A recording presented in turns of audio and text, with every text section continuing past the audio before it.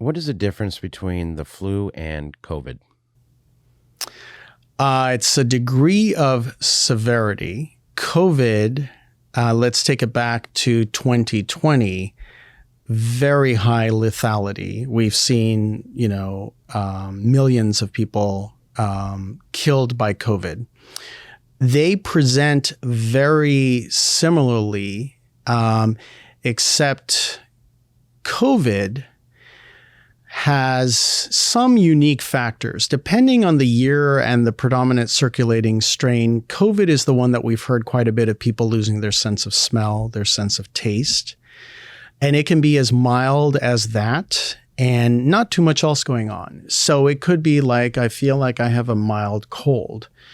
COVID in the unvaccinated, and I took care of a significant number of these folks in March of 2020 that were coming in and dying, had a bimodal disease presentation. Mild illness at the beginning, maybe a little bit of a cough, maybe a little bit of loss of sense of taste or smell. But then there was this, what is called the intense inflammatory response that occurred in the second week of illness. COVID is predominantly a clotting, a bloodstream type of infection. It's respiratory transmission, so many people relate to that virus as a respiratory infection. But the way it would kill individuals is that it would create problems with clots within the blood vessels, which sounds really freaky. So think of any other virus. Hepatitis A, hepatitis is inflammation of the liver.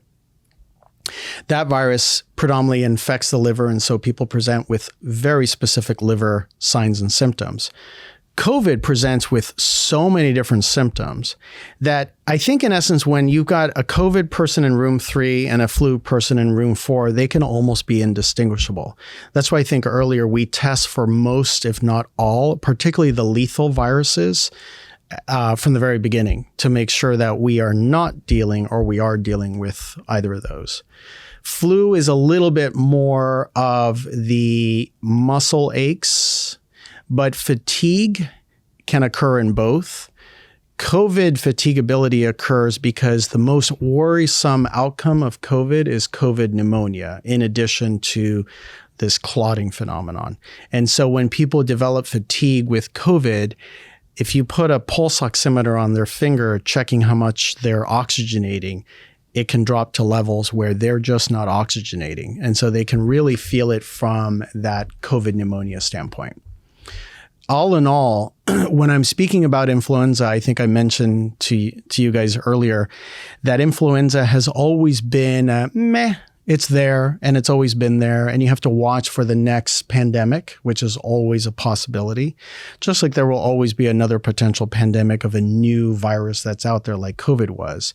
But when COVID came out, it was behaving in so many ways that was distressing for patients, people, and healthcare providers, simply because of it was hard to predict who was going to succumb from that disease. But in general, in absence of any immunity, that was the deciding factor why so many people got really sick and died in the first year, simply because they had no protection whatsoever. So, hey folks, connecting with your benefits is our primary mission, and the SITREP is providing more options than ever. Subscribe to our free email newsletter, subscribe to our audio podcast channel, or subscribe to our content on YouTube. For details and links, check out the description below.